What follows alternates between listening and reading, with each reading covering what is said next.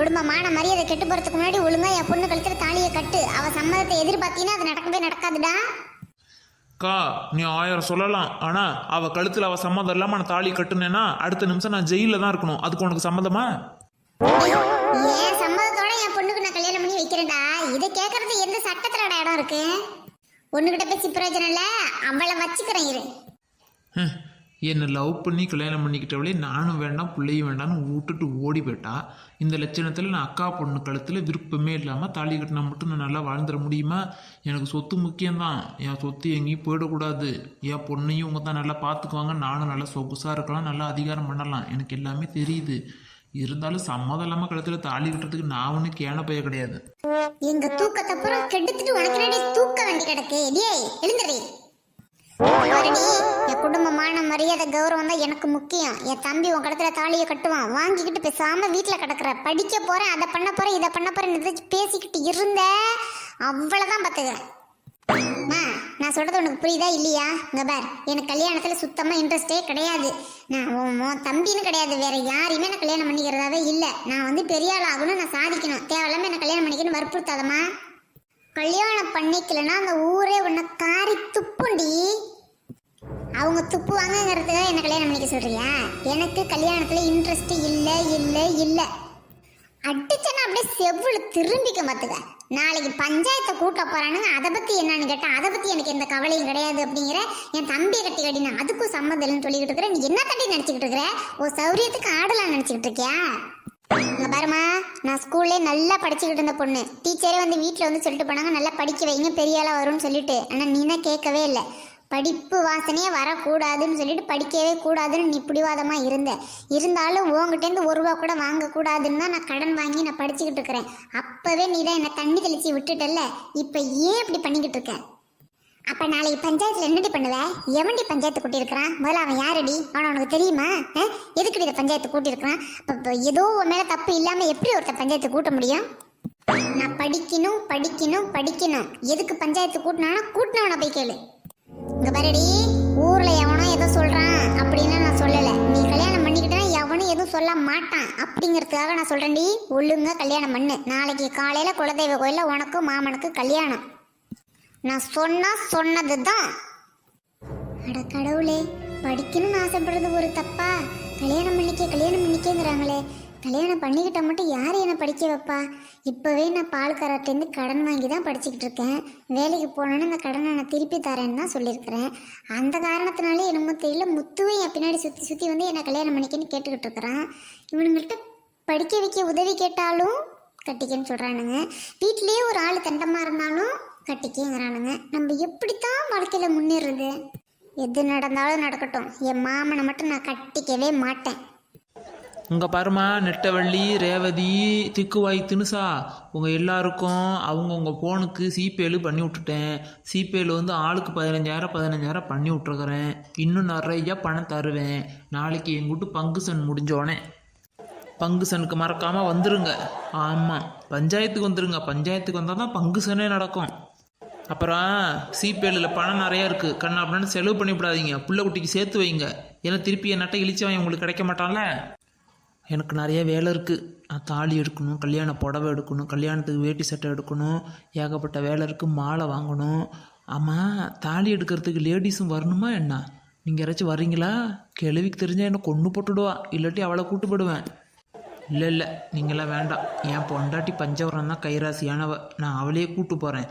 வேறு யாருக்காச்சும் கல்யாணம்னு போய் சொல்லி கூட்டு போய் நான் அவள் கையாலேயே வாங்கிட்டு என் பேரன் பொண்டாட்டி கழுத்தில் தாலி கட்டுறதை கண்குளிர நான் பார்த்துக்கிறேன். ஏன் எல்லாரும் இப்படி அப்செட்டாக நிற்கிறீங்க? எதுக்கு இப்படி அப்செட் ஆகுறீங்க? எந்த பயமும் கிடையாது. எல்லாருமே நல்ல தைரியமாக இருங்க.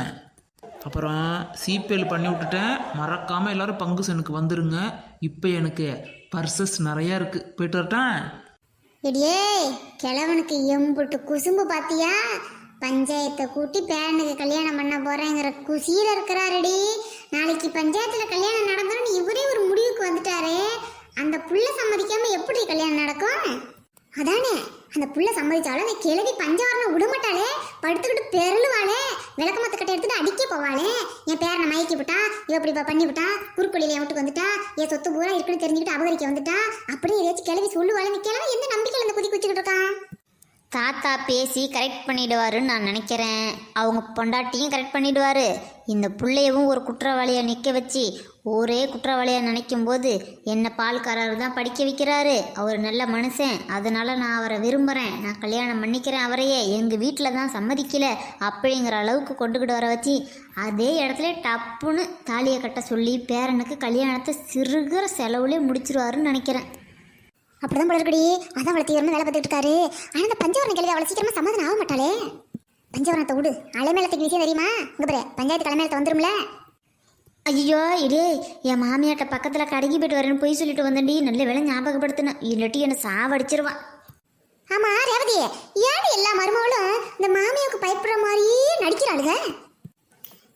அதை விடுடி, விடிஞ்சு ஏஞ்சா என்ன நடக்குமோன்னு பக்கு பக்குன்னு இருக்குடி எனக்கு. ஏன் தாத்தா அப்படி பண்ணிக்கிட்டு இருக்கிறேன்? உனக்கு எனக்கு ஏதாவது பிரச்சனையா? நான் உன் வழிக்கு என்னைக்காச்சும் வந்தேன்னா எதுக்கு பஞ்சாயத்தெல்லாம் கூட்டிகிட்டு இருக்கிற? ஊரில் என்ன அசிங்கப்படுத்துன்னு நினச்சிக்கிட்டு இருக்கியா நீனு? எங்கள் அம்மா படிக்கவே வைக்க முடியாதுன்னு சொல்லிடுச்சு. நான் எவ்வளோ கஷ்டப்பட்டு படிச்சுக்கிட்டு இருக்கேன் தெரியுமா? நான் படிக்கணும் தாத்தா. உனக்கு எதுக்கு தாத்தா அந்த வேலை? அம்மாடியே, என் கூட்டு பிள்ளைம்மா நீ அழுவக்கூடாதும்மா. ஏம்மா அழுவுற? இங்கே பாரு, நீனும் என் பேரனை விரும்பிக்கிட்டு இருக்குன்னு என் பேரை சொல்லிவிட்டான். நாளைக்கு பஞ்சாயத்தில் உனக்கு ஏற்ற மாதிரி ஒரு நல்ல முடிவாக தான் வரும். நீ ஒன்றும் கவலைப்படாமல் இருமா. என்ன முத்துவ நான் விரும்புகிறேனா? என்னம்மா நீ அதிர்ச்சியாக கேட்குற? என் பேர மேலே விருப்பம் இல்லாமல் தான் வயக்காடு வரப்பு அங்கே இங்கே அப்படி இப்படி பால் கறக்கிற இடம் அப்படி நல்லா சுற்றி சுற்றி வந்து என் பேரன்ட்ட பேசிக்கிட்டு இருந்த நீனு. என்ன நீனு? ஓஹோ, எனக்கு தெரிஞ்சு போச்சேன்னு ஒரு வேளை ஏதாச்சும் பயப்படுறியா? தாத்தா, நான் முத்து விரும்புகிறேன்னு உங்கள்கிட்ட சொன்னானா? என்னம்மா, எனக்கு தான் தெரியுங்கிறேன், அப்புறம் நீ ரொம்ப தெரியாத மாதிரி. இங்கே பாரு, ஊருக்கு தான் தெரியாது, எனக்கு தெரியும். அப்புறம் கவலையே படாத, நாளைக்கு பஞ்சாயத்தில் நல்ல தீர்ப்பாக வரும். உன்னோட நல்லதுக்காக தான் பஞ்சாயத்தே கூட்ட சொன்னேன். உங்கள் குடும்பத்துக்குள்ளே ஏதோ ஒரு சில சிக்கல்லாம் இருக்கு போல இருக்கு. அதையெல்லாம் மீறி எங்களால் ஒன்றும் பண்ண முடியாதுல்ல. அதுக்கு தான் இந்த மாதிரி ஒரு ஏற்பாடு பண்ணிவிட்டேன். என்னடா தாத்தாவே இப்படி பண்ணிவிட்டாரே, நீ எதுவும் வருத்தப்பட்டுக்காத. உன் மனசில் உள்ள ஆசையை நிறைவேற்றுறதுக்கு தாம்மா நான் இருக்கிறேன். நீங்கள் 2 பேரும் நல்லா இருந்தால் எனக்கு போதும். ஆமாம், முத்துவை பார்க்குறியா? அங்கே தான் நிற்கிறான், வர சொல்கிறேன். என்ன முத்து, உங்கள் தாத்தா கிட்ட என்ன சொல்லி வச்சிருக்கிற முத்து நீனு? சரஸ், ஃபர்ஸ்ட்டு என்ன மன்னிச்சிட்டு சரஸ். இங்கே நடக்கிற எதுக்குமே நான் காரணமே இல்லை சரஸ். என்ன நடக்குதுன்னு எனக்கு புரியவே இல்லை. என்ன பண்ண போகிறேன்னு எனக்கு தெரியல. என்ன நடிக்கிறியா? நடிக்கிறியாங்கிறேன். இங்கே பாரு முத்து, உங்கள் தாத்தா கிட்ட நான் உன்னை விரும்புகிறேன்னு சொன்னியா நீனு? இல்லை சரஸ், அது நான் என்ன என்ன வந்து போயின்னு என்ன பேசிக்கிட்டு இருக்க முத்து நீனு? உங்கள் தாத்தா கிட்ட நீ என்ன சொன்ன அதை சொல்லு. இல்லை, அது அவர் வயசானவரா, வருத்தப்படுவார். எனக்கு இன்னும் கல்யாணம் ஆகவே இல்லைன்னு ரொம்ப கவலைப்படுவார். என்ன பண்ணுறதுன்னு தெரியல. அதனால நான் உன்கிட்ட சொன்னேன்ல, அதை தான் அவர்கிட்ட சொன்னேன். என்கிட்ட என்ன சொன்னேன்? என்ன சொன்னங்கிறேன். என்ன கல்யாணம் பண்ணிக்கன்னு கேட்டேன், நான் முடியாதுன்னு சொல்லிட்டேன். வேற என்ன? அதான் உன்னை எனக்கு பிடிச்சிருக்குன்னு தான் சொன்னேன் தாத்தாட்ட. வேற ஒன்றும் சொல்லலை சரஸ்.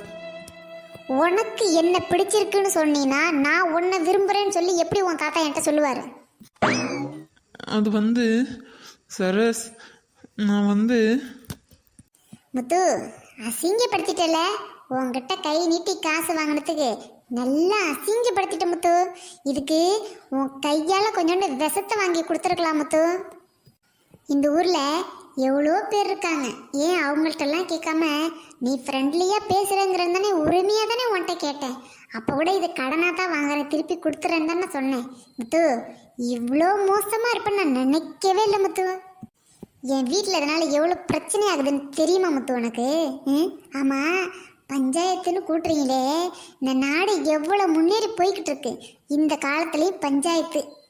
இங்கே பாரு முத்து, நான் ஒன்றையும் ஏற்றுக்க மாட்டேன், இந்த பஞ்சாயத்தையும் ஏற்றுக்க மாட்டேன், எங்கள் அம்மா சொல்கிறது ஏற்றுக்க மாட்டேன் முத்து. உங்களால் என்ன பண்ண முடியுமோ யார் வேணால் எதை வேணால் பண்ணுங்க. நான் படிக்கணும் படிக்கணும் படிக்கணும்.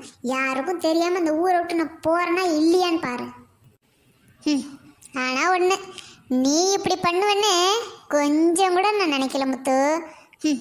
வட்டிக்கு கடன் வாங்கியாச்சும் உங்ககிட்ட வாங்கின காசை நான் திருப்பி கொடுத்துட்றேன் முத்து. இதோட நிப்பாட்டிக்க எல்லாத்தையும். பஞ்சாயத்தான் பஞ்சாயத்து.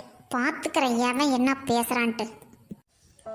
சரஸ் சரஸ் என்னை மன்னிச்சிடு சரஸ். எங்கள் தாத்தா வருத்தப்படுவாருன்னு சொன்ன சின்ன பொய்யை நம்பி அவர் இப்படிலாம் பண்ணுவாருன்னு எனக்கு தெரியாது சரஸ்.